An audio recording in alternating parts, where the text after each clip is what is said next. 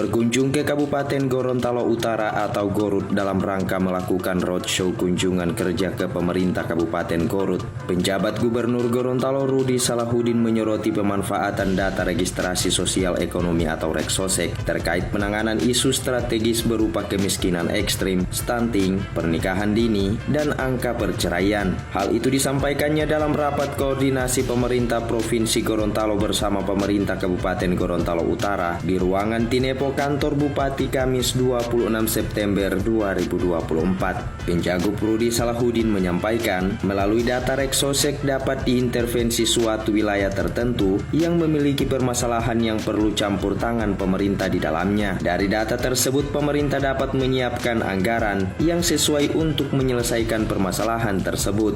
Rata-rata lama sekolah di Kabupaten Gorontalo Utara ini hanya sampai kelas 7 gitu ya.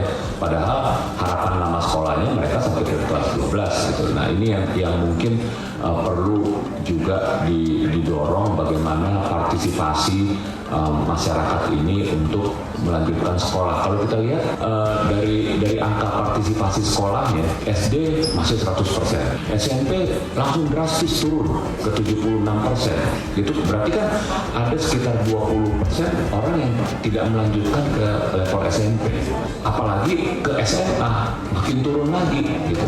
Sementara itu, Kepala Badan Pengembangan Sumber Daya Alam atau BPSDM Provinsi Gorontalo Budianto Sidiki menyampaikan hal yang sama. Ia menilai dengan memanfaatkan Reksosek pemerintah sudah bisa mendeteksi secara detail permasalahan dalam suatu wilayah dengan tepat. Lebihnya lagi, dengan data yang ada pemerintah sudah bisa menentukan kebijakan yang akan diambil, anggaran yang ditentukan, dan siapa yang diprioritaskan.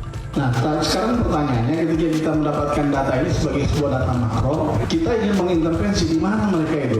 Kita selalu mengalami kesulitan. Maka di dalam konteks data makro, data mikro, atau data lainnya by address, maka Reksosek ini bisa kita gunakan sebagai basis untuk intervensi programnya. Seperti contoh next.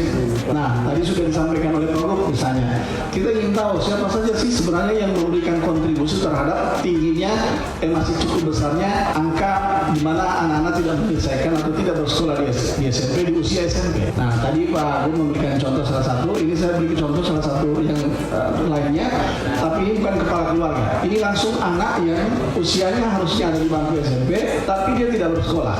Usai rapat dilakukan penandatanganan berita acara oleh Pemprov Gorontalo bersama Pemkab Gorut. Hal lain yang dibahas dalam rapat tersebut berkaitan dengan angka stunting yang naik, inflasi triwulan 4, pengadaan dokter spesialis, dan pengoptimalan kapal tol laut.